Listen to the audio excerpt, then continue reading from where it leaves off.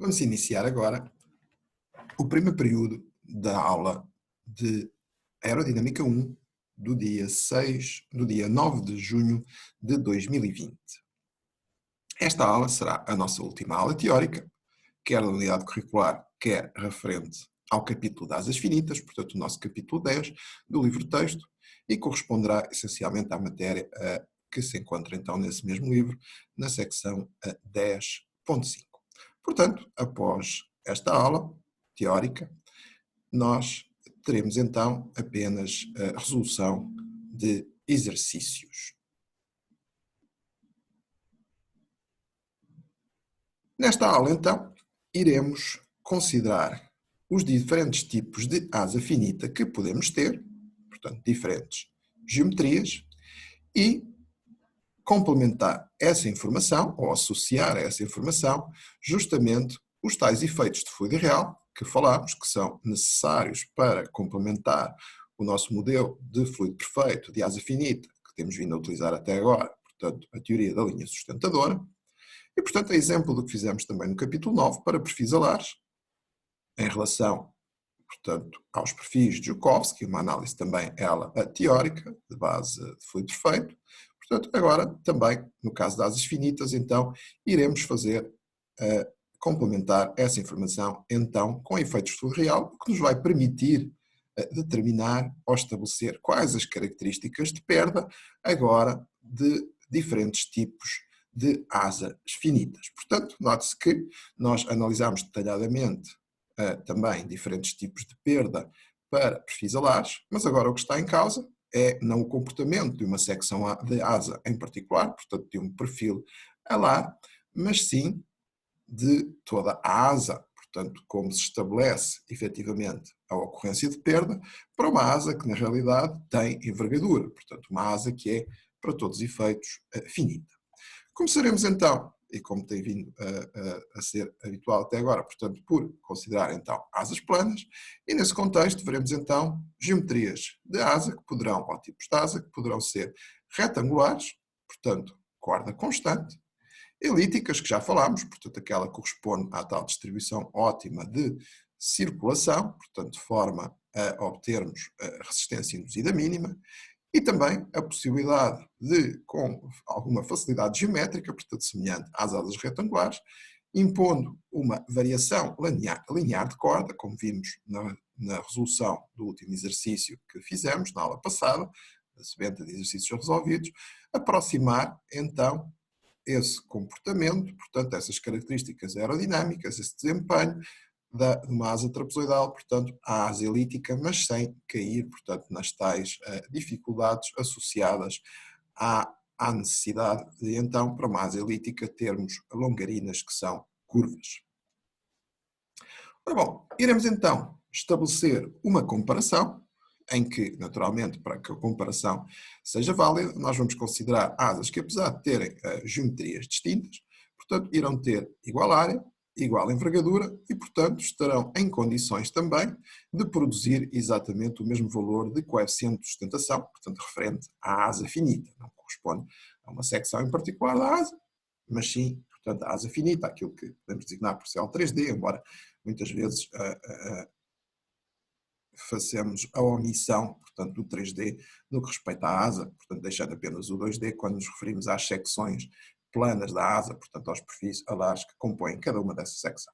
Ora bem, sendo a asa efetivamente simétrica em relação ao seu eixo central, certo? Representamos apenas aqui a semi-envergadura, portanto, a distância Z ao longo da envergadura normalizado pela semi-envergadura, portanto, aqui teremos Z sobre S igual a 1, ok?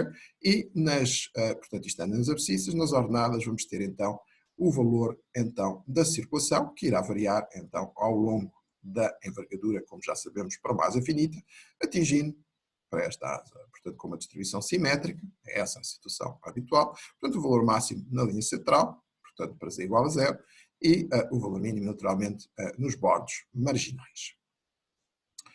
Ora, aqui temos representado a linha a cheio corresponde à distribuição de circulação elíptica, portanto, terá a forma desta semi-elipse, portanto, distribuição elíptica de circulação, enquanto que representamos também aqui a tracejado portanto, passando por baixo aqui na linha central, como vêem, na medida, portanto, em que isto corresponde a uma asa retangular, portanto, temos uma corda menor na raiz, já que a área das duas asas tem que ser igual, foi o que nós impusemos aqui, ok, para que fosse comparável. Portanto, a asa retangular, em relação à asa elíptica, tem uma menor corda na raiz, certo? E, portanto, acaba por corresponder, então, aqui a um valor de circulação na zona da raiz, portanto, aqui para z igual a zero, que é inferior à da asa elíptica, portanto, corresponde à linha cheia. Já no que acontece, portanto, quando nos aproximamos do bordo marginal, a situação naturalmente inverte-se. A corda da asa elíptica vai-se reduzindo, enquanto que a da retangular se mantém constante. Portanto, no caso, portanto, nas regiões mais próximas do bordo marginal, nós temos uma corda superior, portanto, à asa elíptica, no que respeita à nossa asa retangular. Ok? E, portanto, nesse caso, aqui a distribuição de circulação, então, irá passar agora na região próxima do bordo marginal, irá passar por cima dos valores correspondentes à elíptica. Naturalmente que esta área terá de ser igual em ambos os casos e, portanto, irá compensar de um lado e do outro, não é? Na medida em que, já sabemos, a sustentação produzida pela asa é proporcional à área definida, então, aqui ao longo da envergadura, pela circulação, como já antes falámos. E, portanto, essas áreas terão então de ser iguais se estivermos a produzir o mesmo valor de CL para que possamos comparar uma asa com a outra, caso contrário não seriam comparáveis e, portanto, a nossa análise não nos permitiria tirar conclusões claras. Ora bem, portanto, o que é que acontece? Se efetivamente, então, nós temos aqui maiores valores de circulação devido à maior corda do bordo marginal associados à asa retangular do que temos para a asa trapezoidal, que passará então aqui por baixo, com valores inferiores de circulação, ok, na zona do bordo marginal, e significa que para a asa retangular nós vamos ter então aqui maior concentração de vorticidade, portanto iremos libertar. Portanto, aqui, quando efetivamente cai a zero, não é? Temos que ter os vórtices arrastados e, portanto, temos libertação desses vórtices. Portanto, junto ao bordo marginal, libertaremos mais vórtices ou com maior intensidade, se preferirem. Ora, como eles estão mais longe, portanto, em vez de termos uma distribuição mais uniforme, portanto, dessa mesma libertação da vorticidade, portanto, no caso da retangular, estão mais concentrados mais longe, portanto, isso significa que, como sabemos, a velocidade induzida, portanto, por esses mesmos vórtices, e que está na origem do estabelecimento de um ângulo de ataque induzido, não é? Como vimos anteriormente. Portanto, dizia eu, a velocidade induzida por esses vórtices, naturalmente, quanto mais longe eles estiverem, menor será essa velocidade induzida. Portanto, no fim de contas, isso permite explicar, então, para uma asa infinita, portanto, eles estão infinitamente longe e então não vão induzir nenhuma velocidade induzida, portanto, não vamos ter nenhum ângulo de ataque induzido. Não é? Portanto, este efeito só surge para a asa finita. Mas, portanto, digamos, ele torna-se, então, este efeito menos intenso, no caso de uma asa retangular, quando comparamos com uma asa elíptica. Okay? E, portanto, efetivamente, induzimos um menor ângulo de ataque induzido. Menor em valor absoluto, porque já sabemos que, de facto, o ângulo de ataque induzido é negativo.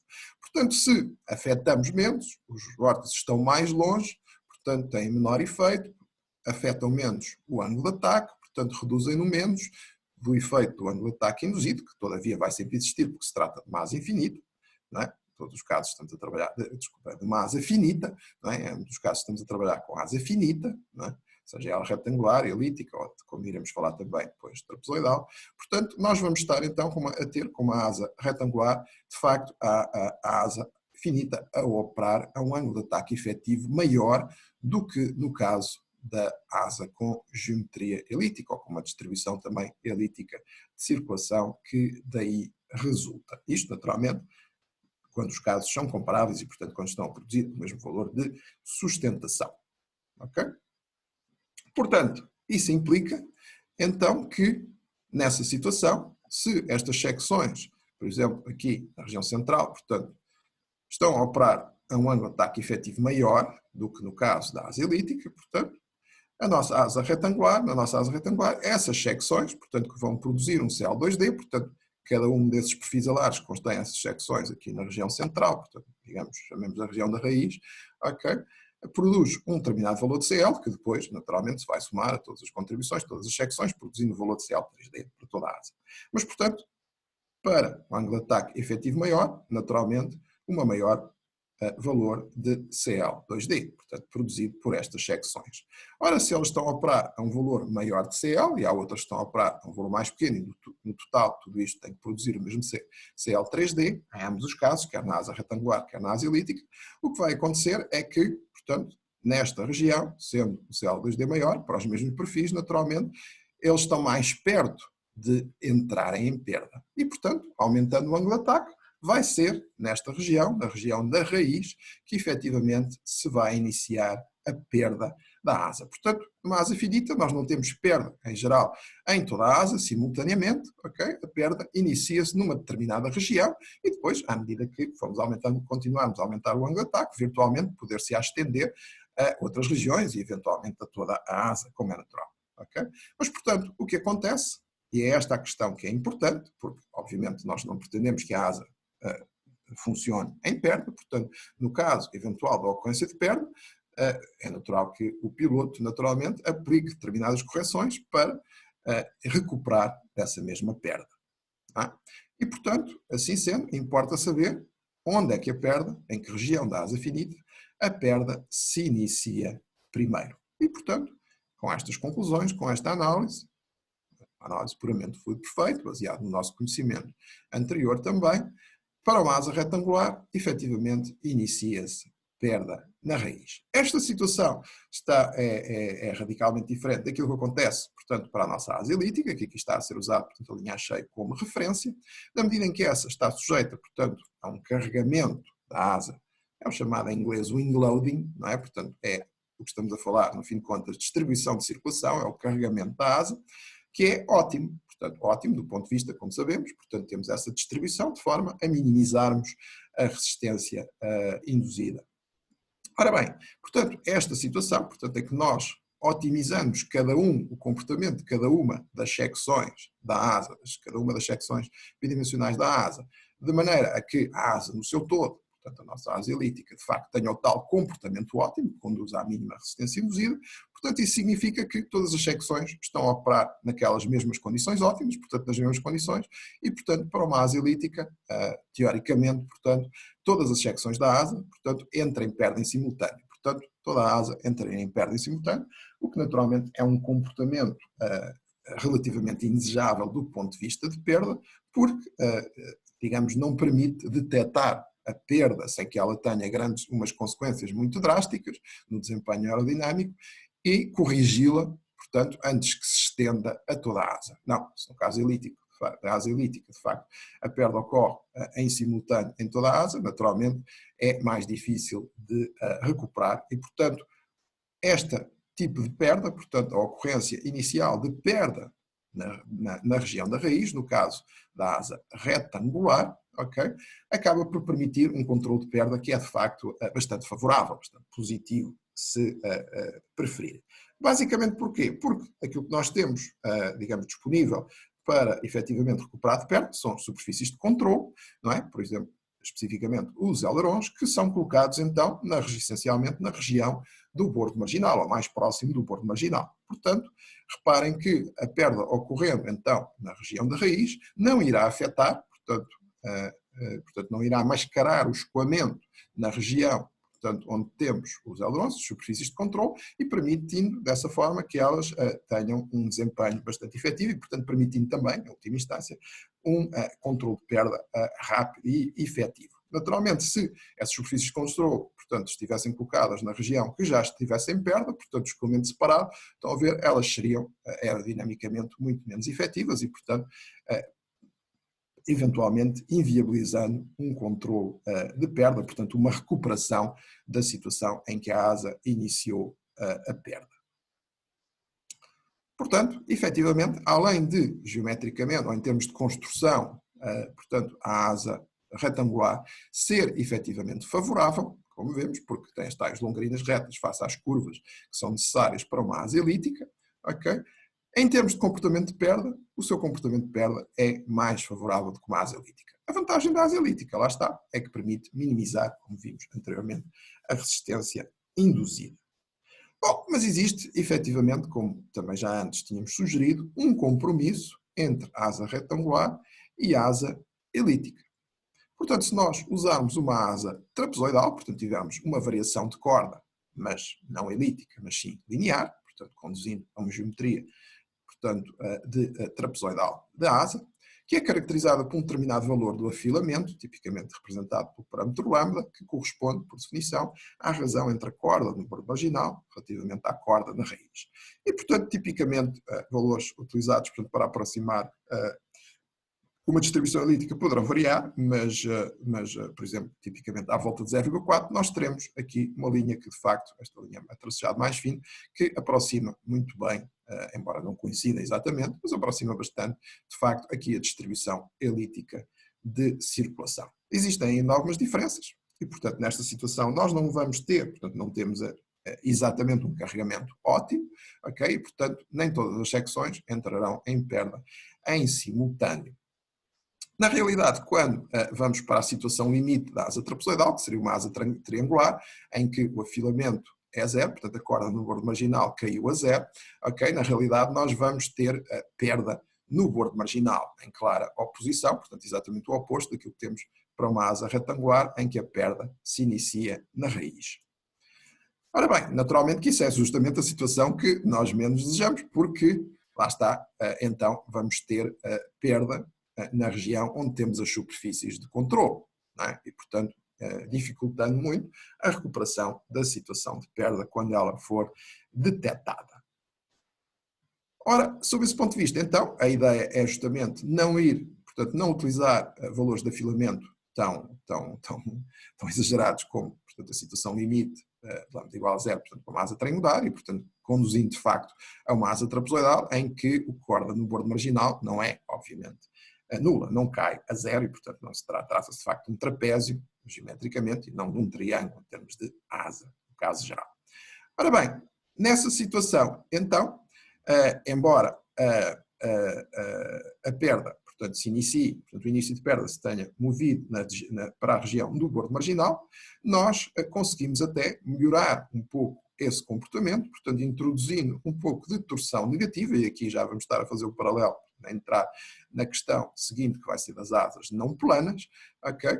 Mas, portanto, introduzindo um pouco de torção negativa, isto é, reduzindo um pouco, por exemplo, o ângulo de ataque geométrico da asa na direção do bordo marginal, portanto, nós atrasamos a ocorrência de perda, portanto, tendo os perfis alares que correspondem a cada uma dessas secções da asa bidimensionais a operar a menores ângulos de ataque do que os outros, portanto, isso irá naturalmente contrariar a ocorrência, a tendência para a ocorrência de perda primeiro nessa região, portanto, na região do bordo marginal. E, portanto, desta forma, portanto, conjugando este efeito, nós conseguimos efetivamente, portanto, com a nossa asa trapezoidal, mover o início de perda para a região central da asa. Acaba por ser também uma solução adequada, porque não só, portanto, a perda se inicia, então, fora da região onde temos as superfícies de controle, portanto, no caso da asa, portanto, os ailerons, mas também note-se que, tipicamente, nós temos o estabilizador horizontal, portanto, a jusante, portanto, da asa, não é? E temos lemes de profundidade, portanto, associados para controle a esse estabilizador horizontal também. E, portanto, tipicamente, eles têm uma envergadura bem mais pequena do que a asa, não é? E, portanto, estão encastrados na fuselagem, o que faz com que, de facto, aqui se a perda, no caso da asa que está amontando, portanto, a superfície sustentadora principal ocorrer na raiz, poderá, embora não afete a região das superfícies de controle da própria asa, portanto os ailerons que se encontram na região do bordo marginal, mas poderá ir afetar, lá está, as superfícies de controle que se encontram a jusante e, no caso, portanto, os lemes de profundidade. Okay? Portanto, se a perda, em contrapartida, portanto, no caso da asa trapezoidal, portanto, se mover ou conseguimos movê-la para a região central, então não afetamos portanto, nem as superfícies de controle da própria asa, nem as superfícies de controle que estarão a jusante e que poderiam então ser contaminadas, portanto, por uma perda na raiz. Portanto, esta solução trapezoidal, portanto, acaba por apresentar, como veem, uma série de vantagens. Portanto, primeiro, em termos de construção, permite, tal como a asa retangular, ter, portanto, longarinas retilíneas, o que é mais simples, mais barato. Depois, permite aproximar, embora não corresponda exatamente ao carregamento óptimo, mas permite aproximar bastante o desempenho aerodinâmico em termos de resistência induzida de uma asa elíptica, ok? E, por outro lado, tem um comportamento muito favorável, talvez o mais favorável, em termos de ocorrência de perda, e, portanto, para isto só temos de jogar ali com o valor do afilamento da nossa asa trapezoidal. Bom, portanto, aproveitando portanto, a questão das asas com torção, vamos introduzir então, portanto, os efeitos das asas então agora não serem planas e, nomeadamente, agora sim, os efeitos, portanto, mais óbvios, portanto, em asas não planas de um ângulo diedro e da presença de winglets, portanto, tipicamente então são instalados na região mais do bordo marginal. Ora bem, começamos por ver a situação do diedro e, portanto, no caso, então, de uma asa não plana, portanto, neste caso, representando aqui um diedro positivo, em que as asas subiu, relativamente ao plano horizontal, ao plano que inclui o escoamento, que contém o escoamento, portanto, o nosso vetor do escoamento não perturbado, infinito, certo? Portanto, isso significa que a linha sustentadora, portanto, associada a essa asa que contém diedro, ok? Vai efetivamente ficar também desviada desta forma, não é? Vai sair do plano que contém o infinito, portanto sai fora desse plano, este vórtice ligado a esta linha sustentadora. Ora bem, assim sendo, o que acontece é que, se vocês relembrarem, na situação em que ela se mantinha, portanto, nesse plano, portanto, o vórtice ligado ficava aqui num plano perpendicular e, portanto, só tinha capacidade de induzir velocidades na vertical, segundo o eixo Y. E, portanto, lá está, as tais velocidades induzidas que levavam ao ângulo de ataque induzido, que reduzia, portanto, o desempenho de uma asa finita, portanto, para uma asa finita face a uma asa infinita. Não é? Ora bem, mas agora o que está em questão é que, ao sair deste plano, como veem, este vórtice fica inclinado. E ao ficar inclinado, em vez de estar vertical, como quando a linha sustentadora era vertical, portanto esta linha de vórtices ligados era vertical, significa que vai não só introduzir, portanto, uma componente vertical, claro, continua a fazê-lo, mas também dá origem a uma componente neste plano, ok? Portanto, antes só dava origem a uma componente perpendicular a este plano, mas agora, uma vez que já não é, também não está num plano perpendicular, porque a linha ficou inclinada, não é? Portanto, nós vamos ter também uma contribuição no plano em que se encontra a nossa velocidade, o infinito. Okay? Portanto, efetivamente, e tendo em conta o sentido deste vórtice, portanto, efetivamente a contribuição é positiva, portanto, soma-se, dá uma pequena contribuição horizontal, chamemos-lhe U, okay? Além da componente vertical V, que já surgiu, mesmo sem termos, portanto, mesmo quando tínhamos uma asa plana, ok? Agora temos também esta componente adicional, o que se vai somar ao infinito, porque é esse o sentido da rotação, portanto é esse o sentido da velocidade induzida produzida por esta rotação do vórtice, que é aquilo que é, portanto, que faz sentido, portanto, que temos de ter para a produção de sustentação nesta asa, portanto, o nosso vórtice ligado. Okay? E, portanto, o que vai acontecer é que esta asa vai estar, então, portanto, sendo não plana, basicamente opera como se estivesse, então, a uma velocidade superior ao infinito. Claro que não é um aumento significativo, mas na realidade é como, para o mesmo valor do infinito, ela, portanto, sente-se ao operar a uma velocidade maior. E, portanto, isto naturalmente aumenta a eficiência da asa, uma vez que sabemos que conseguimos, para uma velocidade maior, portanto, produzir maior valor de sustentação. Portanto, o efeito do diedro, embora o seu objetivo principal seja de facto não este que acabamos de dizer, mas sim aumentar a estabilidade de voo, o que sai do âmbito desta unidade curricular, embora no livro de texto vocês tenham alguma informação sobre isso, mas deixo, portanto, este assunto para a unidade curricular de estabilidade de voo. onde estes assuntos são abordados. De qualquer forma, referir apenas brevemente que um diedro positivo aumenta a estabilidade de voo, portanto é um efeito estabilizante no voo, enquanto que um diedro negativo, portanto seria ao inverso do ângulo que aqui está representado, portanto a asa baixa, ok? Baixa, vem a baixar, não é? Ao longo da envergadura, não é uma asa baixa, atenção, que é a outra designação. Portanto, temos asa alta ou asa baixa, não tem nada a ver com isso. Tem a ver com o ângulo que é feito em relação ao plano horizontal, contém o escoamento, isto aqui é a definição do nosso ângulo de diedro, e, portanto, efetivamente, embora a posição da asa, portanto, a asa baixa, a asa alta, também tenha efeito na estabilidade de voo, mas, como eu disse, isso sai fora, portanto, extravasa do assunto desta unidade curricular, mas, portanto, então, dizia eu, em resumo, um diedro positivo, de facto, tem um efeito estabilizante no voo, enquanto que um diedro negativo terá um efeito instabilizante. Okay? Portanto, este é o principal objetivo, embora, como vemos, existe um pequeno ganho em termos de eficiência da asa. Portanto, do ponto de vista puramente aerodinâmico, no que respeita ao diedro. Portanto, um dos efeitos de asa não plana. Passemos, então, à introdução de winglets.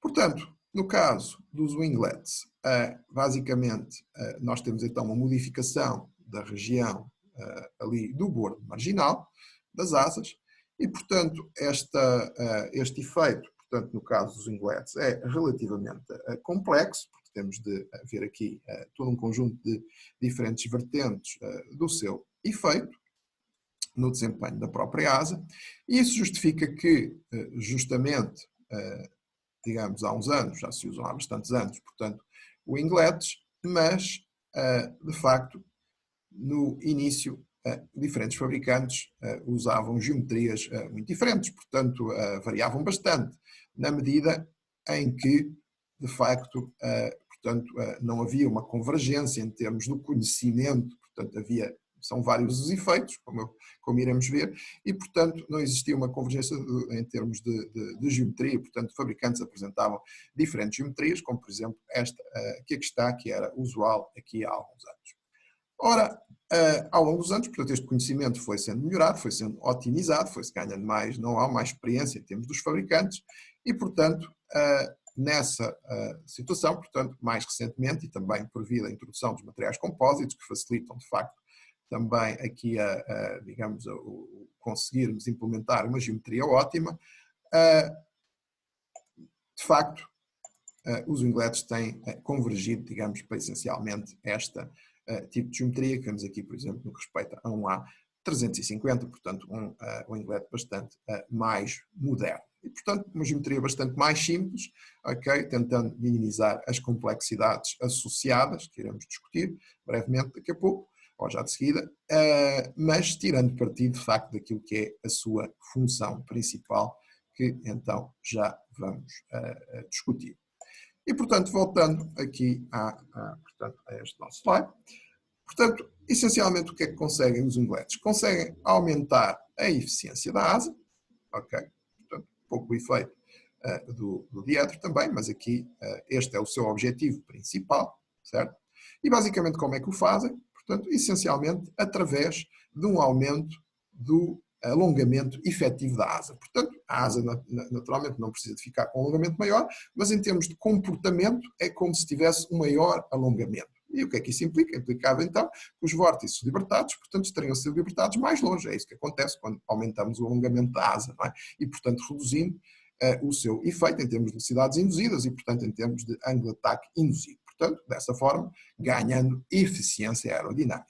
Portanto, basicamente, como é que é ser feito neste caso? Se não, de facto, se não aumentam geometricamente, ou significativamente, nesse caso, o alongamento da asa, em termos puramente geométricos, não. Eles servem essencialmente para modificar o escoamento naquela zona, portanto, dificultar a passagem, portanto, do ar de elevada pressão sobre o intradorso para baixa pressão, portanto, a região de baixa pressão sobre o extradorso da asa, e, portanto, fazendo com que, sendo a asa finita, portanto, se possam passar, então, o ar através daquela região, e, portanto, dando origem a uma circulação também, portanto, que é coerente com os nossos vórtices arrastados, ok? Mas, portanto, ao dificultar essa passagem, ok, criar ali uma barreira, na realidade, nós estamos, de certa forma, a dissipar ou reduzir a intensidade desses mesmos vórtices libertados. Portanto, eles não são libertados mais longe, como se teria com um aumento do alongamento geométrico, de facto, mas temos um efeito, sabemos, portanto, um aumento do alongamento efetivo, aquilo que é de facto sentido pela asa, na medida em que, portanto, acabamos por ter um resultado semelhante, não colocando os vórtices a serem libertados mais longe, mas sim reduzindo a intensidade desses vórtices que são libertados, então, mais ou menos à mesma distância, portanto, das outras secções da asa. E, portanto, também, dessa forma, conseguindo, portanto, que as consequências que são negativas, portanto, temos de ângulo de ataque induzido, e a resistência induzida, portanto, sejam minimizadas. No entanto, a presença, portanto, a instalação dos ingleses trazem outros efeitos e daí a complexidade que eu referi há pouco em termos de fazer o balanço entre todos estes efeitos e muitas vezes, de facto, esses ganhos nem sempre eram muito claros em relação, portanto, quando comparávamos a situação, portanto, por exemplo, eu lembro de um caso que foi feito na TAP, em que foi feito o retrofitting de, portanto, modelos anteriores, em que se introduziu então o uso inglês, portanto, o fabricante permitiu que fosse feito esse chamado retrofitting, e, digamos, depois foram feitos um conjunto de estudos e não eram totalmente esclarecedores em termos de facto, dos ganhos de eficiência que se teriam com a introdução do inglês. Portanto, nem sempre estas situações são completamente claras e, portanto, foi preciso, de facto, aqui uma série de esforços de otimização ao longo dos anos, okay, para permitir que, neste momento, de facto, aquelas geometrias mais modernas já esteja bem estabelecido, portanto, ganhos que são mais claros, embora não sejam de grande monta, mas que, como sabemos, pequenos ganhos em termos de resistência aerodinâmica traduzem-se em pequenos ganhos em termos de consumo de combustível, mas tendo em conta, portanto, as quantidades de combustível que estão em causa, mesmo sendo esses ganhos percentuais não muito significativos, okay, acabam por se refletir em valores absolutos, de facto, de monta. Ora bem, portanto, outros efeitos são, ele vai introduzir, de facto, ganhos de estabilidade, portanto, esse é um efeito positivo, portanto, do tipo diedro, na medida em que também, portanto, corresponde, embora apenas na região do bordo marginal, portanto, a criar um ângulo aqui de diedro positivo, não é? Na asa, portanto, embora local. Portanto, esse é um efeito positivo na estabilidade. Também, portanto, pela mesma justificação que usámos anteriormente, portanto, um pequeno aumento na propulsão, que também será positivo. Não é? No entanto, temos um aumento de peso, embora isto tenha sido, como eu referi, recentemente tem sido contrariado, portanto, com a utilização dos materiais compósitos, portanto, permitem minimizar bastante este aumento de peso. Permite, portanto, a redução dos momentos nos encastramentos, portanto, ali na zona da raiz da asa, uma vez que acabamos por modificar o carregamento da asa, portanto, tornando de uma forma mais ótima e, portanto, isso faz com que haja também uma pequena redução dos momentos nos encastramentos, o que pode traduzir-se também, digamos, por uma poupança de peso, ok? Portanto, menos material aqui para dar, portanto, solidez estrutural, portanto, na região do encastramento da asa. Todavia, por exemplo, comportamentos em derrapagem, na medida em que se trata de um elemento que está, digamos, não exatamente na vertical, mas que tem uma componente na vertical, naturalmente poderá dar origem a separações, portanto, quando o escoamento tem uma componente lateral, portanto, quando a aeronave se encontra em derrapagem e, portanto, comprometendo aí bastante o desempenho aerodinâmico da asa. Portanto, uma situação relativamente complexa, como vemos, e que, portanto, acaba por não ser totalmente trivial o projeto dos winglets, e foi preciso, de facto, ganhar experiência a este nível até se atingir, portanto, aqui uma forma, portanto, um desenho que seja, de facto, inequivocamente favorável e, portanto, permitindo pequenos ganhos que acabam por se tornar significativos. E, portanto, terminamos aqui este primeiro período desta aula teórica. Teremos no segundo período, portanto, o assunto de asas em flecha e em delta, portanto, a geometria que nos faltam então considerar. E, finalmente, o último tema da nossa matéria de asas finitas, que corresponde então a considerarmos mais do que um elemento sustentador, mais do que uma superfície sustentadora, e, portanto, até agora temos considerado as asas isoladas, enfim, essencialmente, portanto, embora discutimos aqui as consequências da perda em relação a outras superfícies sustentadoras, mas não consideramos diretamente a interferência que estes elementos sustentadores poderão exercer entre si no que respeita a efeitos aerodinâmicos. Portanto, estávamos a discutir apenas a questão a nível de perna. Portanto, iremos continuar então no segundo período com estes assuntos.